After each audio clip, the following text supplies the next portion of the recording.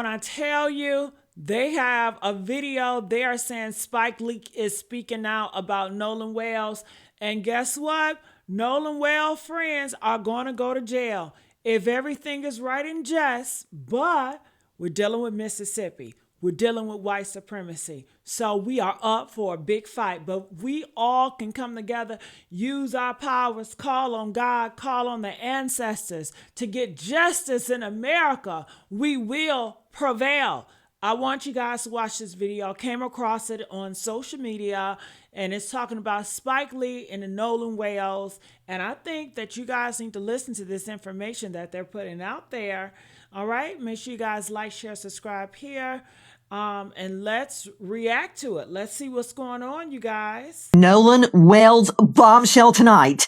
The dead teen's messages deleted after his body washes. Hold him close in your heart.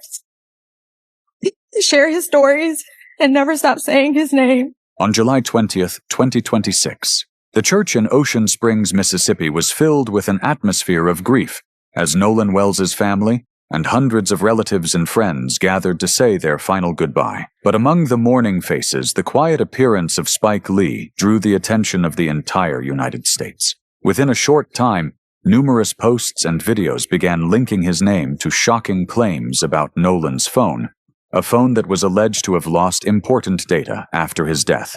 From that point on, what had seemed to be an accidental death quickly became the center of countless suspicions, accompanied by conflicting statements, difficult to explain timelines, and an investigation that has yet to be concluded. But was Spike Lee really the person who revealed the shocking information about Nolan Wells' deleted messages? Or is the truth behind that headline far more complicated than what the public has been led to believe? Mr. Cool Hands, there are people who pass through the lives of others without leaving behind almost a single enemy. And perhaps because of that, when tragedy strikes them, the first question people always ask is, why him? That is also the question that still lingers in the minds of those who knew Nolan Xavier Wells. Nolan was born in 2007 in the coastal city of Ocean Springs, Mississippi, a peaceful town along the Gulf of Mexico where children grow up with the sound of the waves, football fields, and sun-filled afternoons. In the Wansley family's modest home, Nolan was one of 6 siblings. His father, Elmore Wansley, worked as a carpenter. His mother, Christine Wansley, was a nurse who had spent many years caring for patients. They were not a wealthy family, but they always tried to give their children what they believed mattered most: kindness, discipline, and the belief that hard work would open the door to a better future. From an early age, Nolan was different from many children his age. He was not the loudest child in the neighborhood. He was not someone who wanted to be the center of attention. Those who knew him often remembered Nolan for his gentle smile, calm eyes, and the way he quietly observed people before speaking. Perhaps because of his exceptionally skillful hands and his ability to catch almost any pass without dropping it, his family lovingly gave him the nickname Mr. Cool Hands. It was a name that seemed like nothing more than a family joke. But years later, that nickname became inseparably associated with one of Ocean Springs' most promising young football players. At Ocean Springs High School, Nolan quickly made an impression not only on the football field, but also in the classroom. Teachers remembered him for his politeness. Friends remembered him for his friendly personality. Coaches remembered him for a quality that has become increasingly rare in modern sports: always putting the team before himself. Many talented athletes are remembered for spectacular scoring plays. Nolan, however, was remembered even more for the way he carried himself after every game. He shook hands with his opponents. He encouraged teammates who had made mistakes. He willingly stayed after practice to help younger players. To many people, Nolan was not only a promising athlete, but also a model of good character. Jacob Dykes, the principal of Ocean Springs High School, later said that Nolan left a profound impression through his kindness, hard work, and sense of responsibility. It was not a polite compliment offered to a student who had just passed away. It was the assessment of someone who had watched thousands of students grow up, yet still remembered that young man with remarkable clarity. On the football field, Nolan was also steadily turning his dream into reality. Every morning was for school. Every afternoon was for practice. Every weekend was spent playing games under the blazing southern sun. That had been the rhythm of his life throughout his high school years. Nolan's goal never changed. He wanted to play football at the collegiate level and then advance even further within the American football system. For many teenagers in Mississippi, football is more than just a sport. It is a path out of difficult circumstances, an opportunity to earn a scholarship, and a chance to change the future of an entire family. On February 5th, 2025, during National Signing Day, the day when thousands of students across the United States officially commit to colleges and universities, Nolan Wells experienced a memorable moment of his own. In an interview with WLOX, he could hardly hide his happiness. Nolan said that he was incredibly grateful for the opportunity to continue his football career alongside his friends. There were no grand statements about fame or money. It was simply the genuine joy of a young man who had finally reached the dream he had pursued since childhood. After the signing ceremony, Nolan enrolled at Southwest Mississippi Community College in Summit to continue developing his athletic career. Those who worked with him there, including Coach Jake Bramlett, all described the same person. Nolan always arrived at practice early, left the field late, and never placed himself above the team.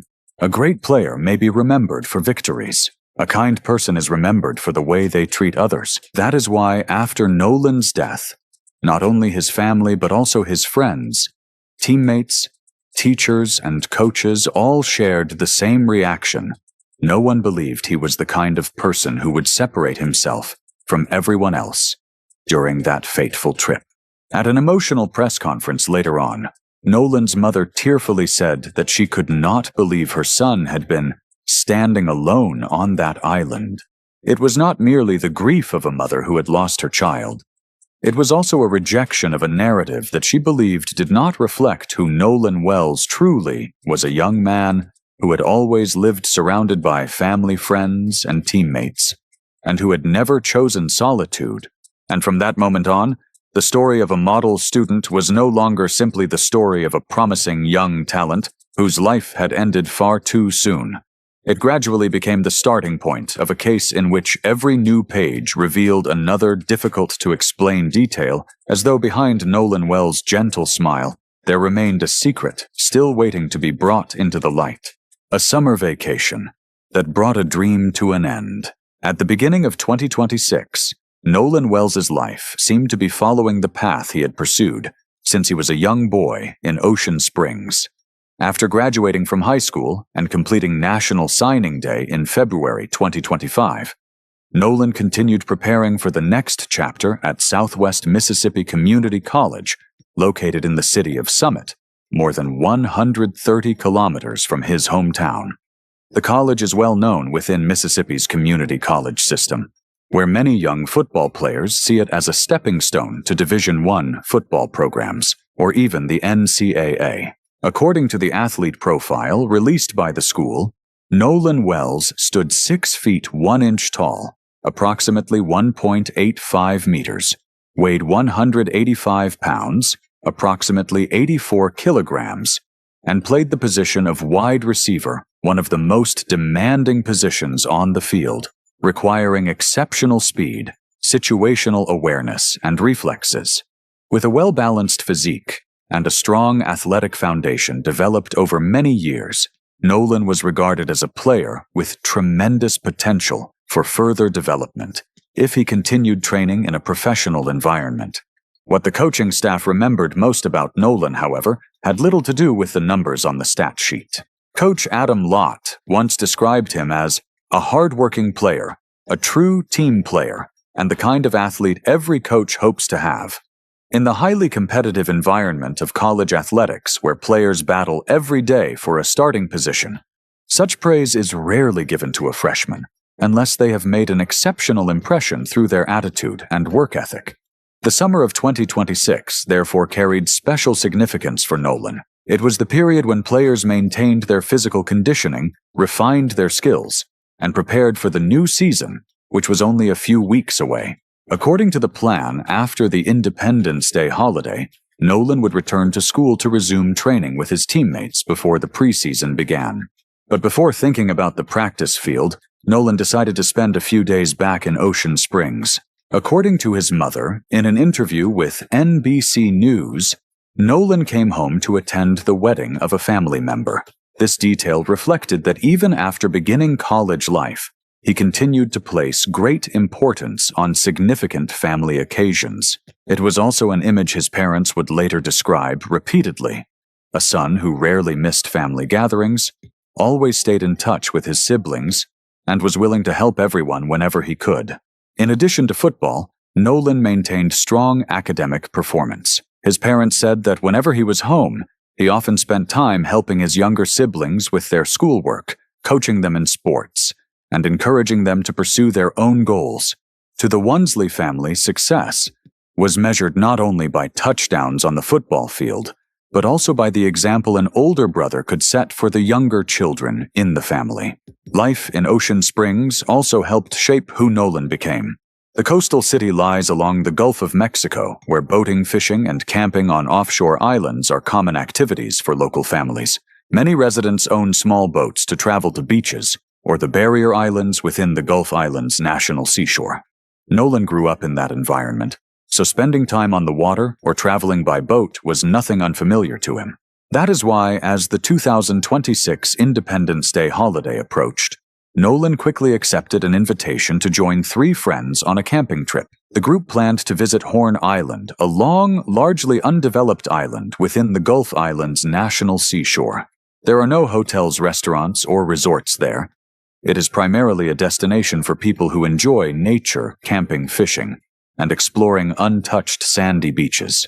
No one could have imagined that the trip, which was only supposed to last a few days, would become the final chapter of the 18-year-old's life. Just hours after arriving on Horn Island, Nolan Wells's unfinished dream began to take a direction that none of his loved ones had ever imagined.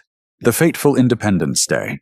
On the morning of July 4th, 2026, the sky above Mississippi's Gulf Coast was clear, the sea was calm, and the weather was nearly perfect for America's Independence Day holiday.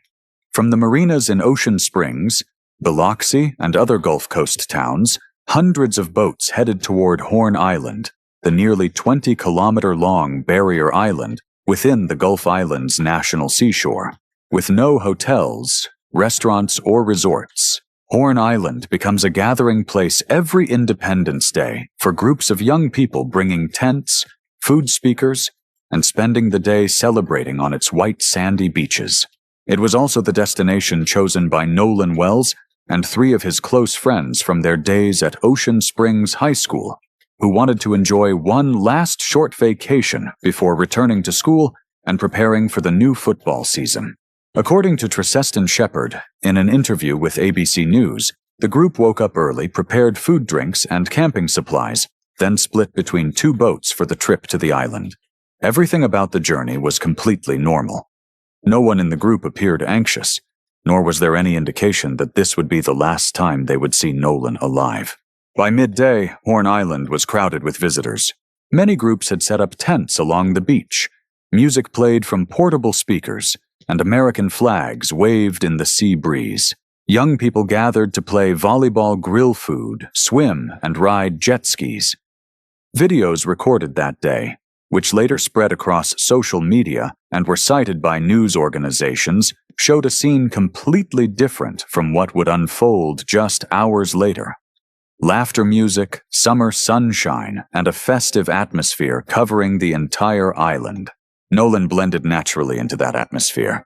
According to information reported by CNN, while enjoying the day on the island, Nolan ran into Tanya, a young woman he was believed to have met the previous evening at a local bar.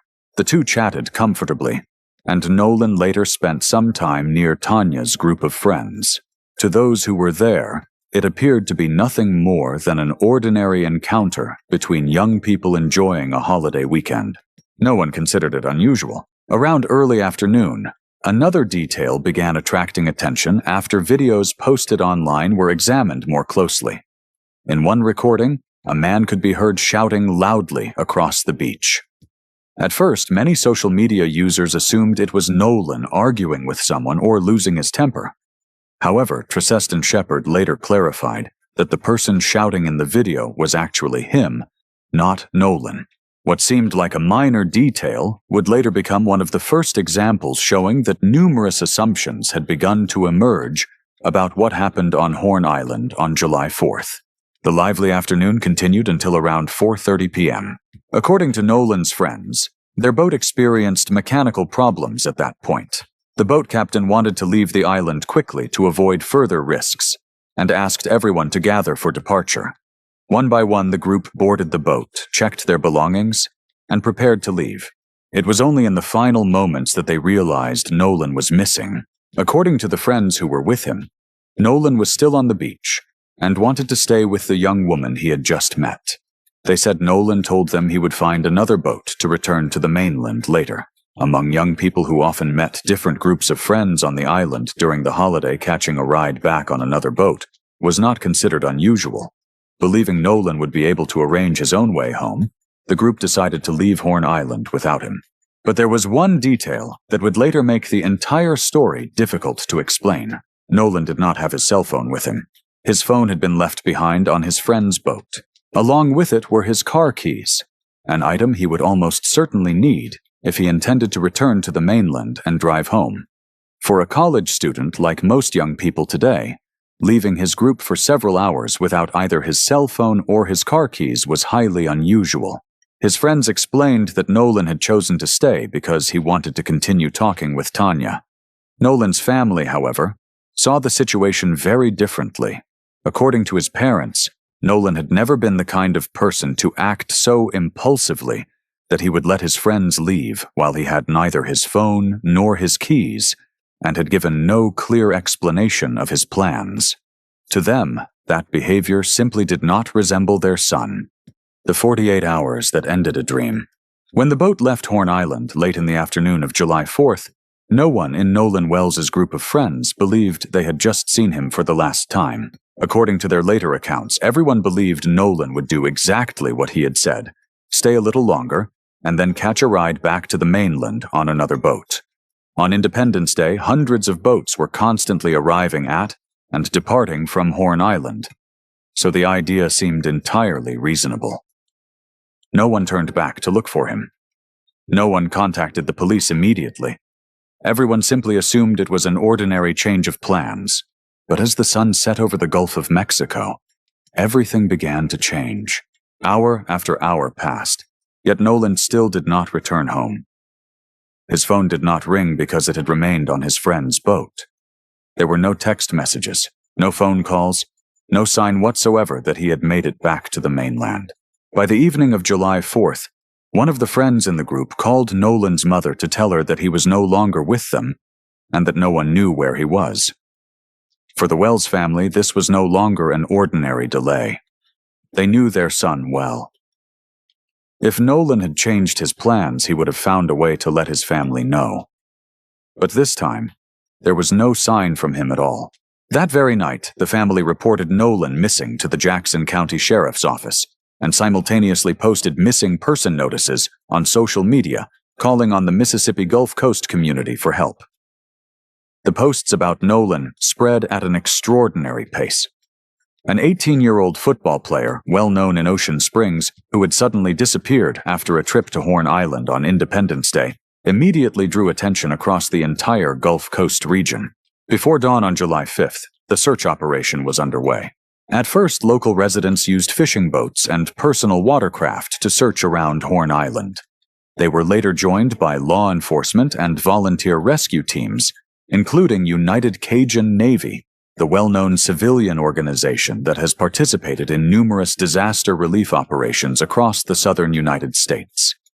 The teams spread out along the shoreline, searching sandy beaches, dense vegetation, and the surrounding waters. Horn Island was not an easy place to search. Although it lies only about 20 kilometers from the mainland, the island is almost completely uninhabited, with long stretches of sand dunes, low forests, and shallow waters interrupted by strong currents. In particular, the island's northwestern area has long been known among local boaters for dangerous whirlpools and underwater currents that can change rapidly with the tides. Hope still remained. Nolan's family believed he might have been stranded somewhere on the island, or picked up by another group, and simply had not yet been able to make contact. But with every passing hour, that hope grew weaker. On the morning of July 6, 2026, the search came to a heartbreaking end. Members of United Cajun Navy discovered Nolan Wells's body on a sandy beach in the northwestern part of Horn Island, near the edge where the sand meets the water.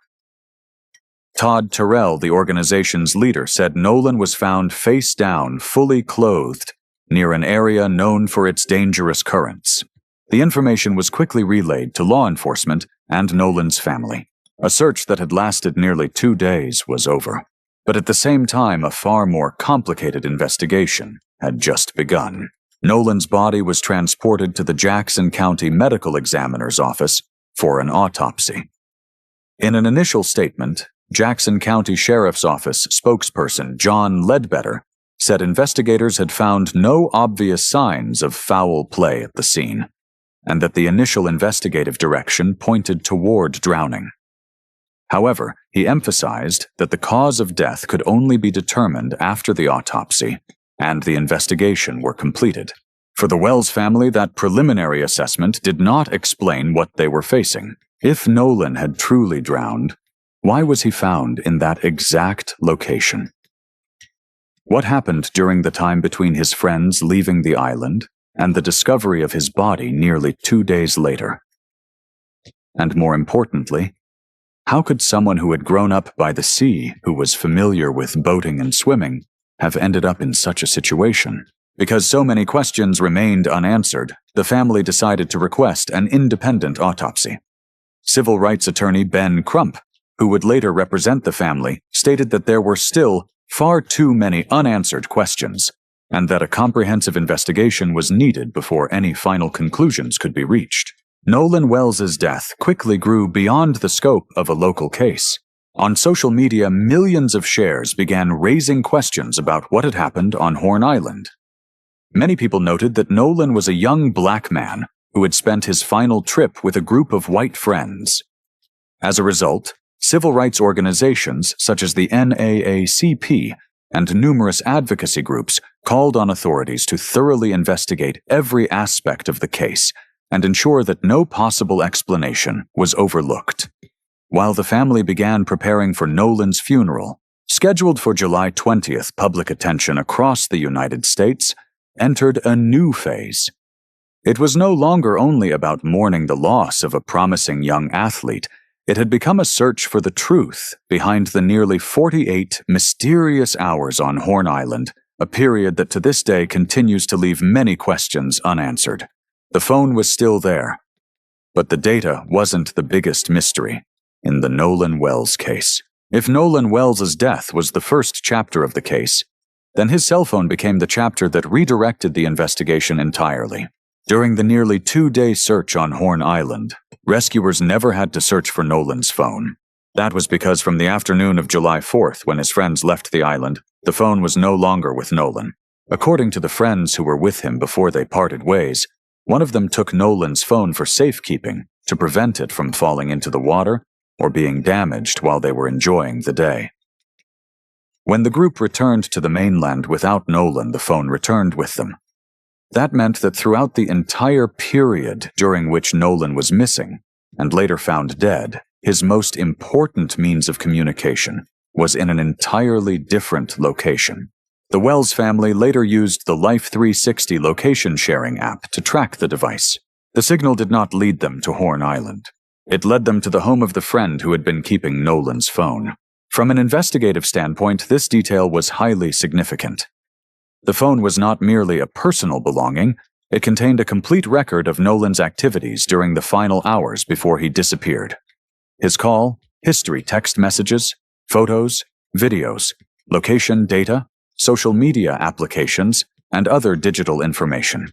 For that reason, when the family finally regained possession of the device, they believed it would provide the key to explaining the gaps in the timeline of July 4th. Instead, what they found only deepened their suspicions. According to Nolan's mother, Christine Wansley, much of the data on the phone no longer appeared to be intact. She said numerous photos had disappeared, conversations were incomplete, and several social media applications, including Snapchat, appeared to be unusually empty. That was only the family's initial observation. On July 9, 2026, civil rights attorney Ben Crump, representing the Wells family, publicly raised the issue for the first time during interviews with CNN and Good Morning America. He said there were indications that some of the messages on Nolan's phone had been deleted, and stated that the family wanted investigators to determine exactly what had happened to the device before it was returned. That statement immediately made the cell phone the focal point of the entire case. Because if the data had truly been altered, the first question would no longer be how Nolan died, but who had possession of his phone after his friends left Horn Island. However, it is important to emphasize that at that time, no law enforcement agency had announced that it had confirmed any data had been deleted, nor had investigators identified who might have deleted it or when any deletion might have occurred. Everything made public at that stage consisted only of concerns raised by the family and their request for an official investigation. On July 10th, at a press conference in New York, Ben Crump appeared alongside Nolan's parents and Reverend Al Sharpton. Before a large gathering of reporters, he announced that the family's digital forensic experts would work together with investigators from the Jackson County Sheriff's Office to examine the cell phone. Both sides agreed to undertake digital data recovery efforts in the hope of restoring the missing information and determining the complete history of activity performed on the device. For the Wells family, this was not simply about recovering a few text messages. According to Christine Wansley, what she could not accept was the belief that her son would never have done such a thing himself. She repeatedly asked the same question in front of the media.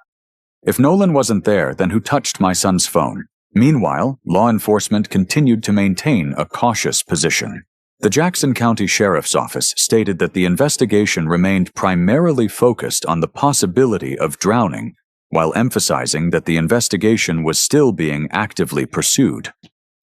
The official cause of death had not yet been released, because investigators were awaiting the results of the forensic examination, as well as technical analyses of the relevant evidence. That also meant that at that point, no scenario had been confirmed as the final conclusion, and no theory had been completely ruled out. It was precisely the gap between what the family suspected and what investigators had actually confirmed that created room for a flood of unverified information to spread across social media.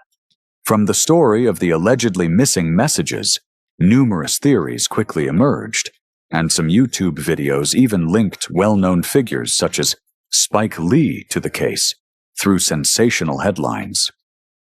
But at that stage, the only verified facts were that Nolan's cell phone was not found with his body, that the family noticed what they believed were irregularities in the data after the device was returned, and that they requested investigators to thoroughly examine it.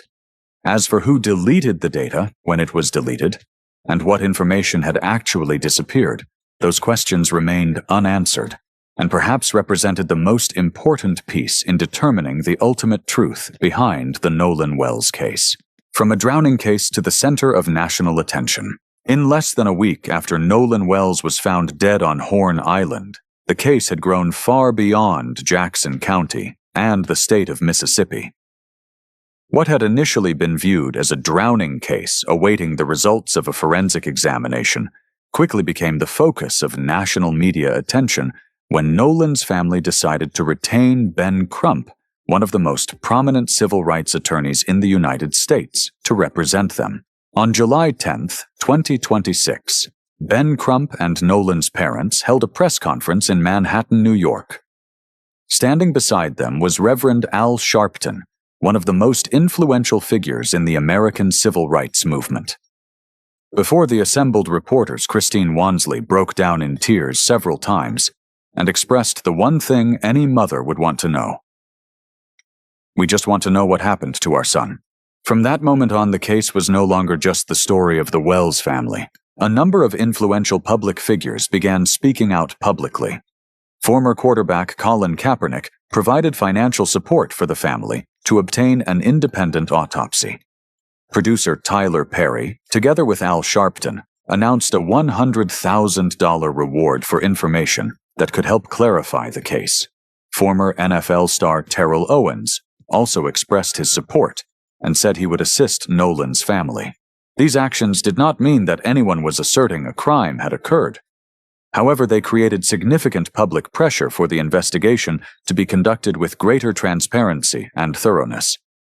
The Wells family continued to request the recovery of all electronic data, independent forensic examinations of the relevant devices, and a review of the case using every legal tool available. Meanwhile, the Jackson County Sheriff's Office maintained its position the investigation was ongoing. There was still no official conclusion regarding the cause of death, and no individual had been charged with any crime. That also meant that every theory circulating in the public sphere still had to be verified through evidence, not speculation. As of now, the only fact that is no longer in question is the loss suffered by Nolan Wells's family. As for what truly happened on Horn Island on July 4th, 2026, whether it was simply a tragic accident or whether there are still missing pieces waiting to be uncovered, that remains the question. The family, the community, and investigators continue to seek answers to. Why was Spike Lee really there? Throughout the time, the Nolan Wells case attracted widespread attention on social media. One unexpected name kept appearing in sensational headlines: Spike Lee. Numerous videos and posts claimed that the renowned filmmaker was the person who had revealed the deleted messages on Nolan's phone, leading many people to believe that he possessed a crucial secret about the case. But the truth is entirely different. Spike Lee, born in 1957, is one of the most influential filmmakers in American cinema. He has won an Academy Award and is best known for films such as Do the Right Thing, Malcolm X, and Black Klansman. For decades, Spike Lee has also been a prominent voice on issues of social justice and the civil rights of African Americans. However, there is no evidence that he knew Nolan Wells before the incident occurred. According to major news organizations, including AP News, Spike Lee traveled to Biloxi, Mississippi on July 20th, 2026, to attend Nolan Wells' funeral as a supporter of the family. He appeared alongside attorney Ben Crump, Reverend Al Sharpton, and former NFL star Terrell Owens, all of whom had stood with the Wells family in calling for a transparent investigation into the death of the 18-year-old.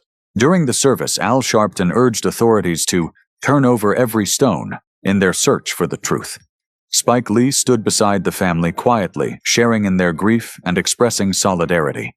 However, he did not make any statements about the cell phone, did not disclose any information about allegedly deleted messages, and did not participate in the investigation. In fact, all public information concerning the data on Nolan's cell phone was disclosed by Ben Crump and the Wells family themselves during earlier press conferences.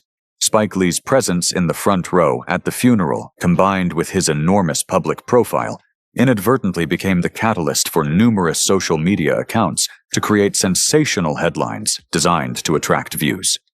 As a result, a story that was not true was repeated so often that many people came to believe Spike Lee was the one who had revealed the secret of the case. Even so, Spike Lee's presence still carried special significance. It helped transform the Nolan Wells case from a story that had drawn attention primarily in Mississippi into one that quickly appeared across major news outlets throughout the United States. Growing public pressure also ensured that the investigation continued to receive close scrutiny. In the end, however, the truth will not be determined by celebrities or by headlines on the internet. It can only be established through evidence, forensic findings, and the discoveries made by investigators. To this day, Nolan Wells's family is still waiting for a final answer about what happened to their son on Horn Island. As for Spike Lee, despite all the speculation, he was simply someone who came to stand in solidarity with a family seeking justice. What really happened to Nolan Wells during his final hours on Horn Island? Will the conclusions of the investigation ultimately determine that this was nothing more than a tragic accident? Or will they reveal truths that remain beyond what the public knows today? If you enjoy investigative case files, mysterious cases, and true stories told from an objective perspective, don't forget to subscribe to the channel, turn on notifications, and leave a comment sharing your thoughts. Thank you for watching. Some opinions expressed in this video may be subjective and reflect the content creator's perspective at the time of production. They should not be interpreted as objective facts or official positions. From the stage to the big screen, their influence is undeniable. Thank you for watching this tribute. If you enjoyed this walk through history, leave a like and subscribe to the Silent Legends archives. This video specifically recommended for you reveals a truth that few people talk about. Watch it now to see the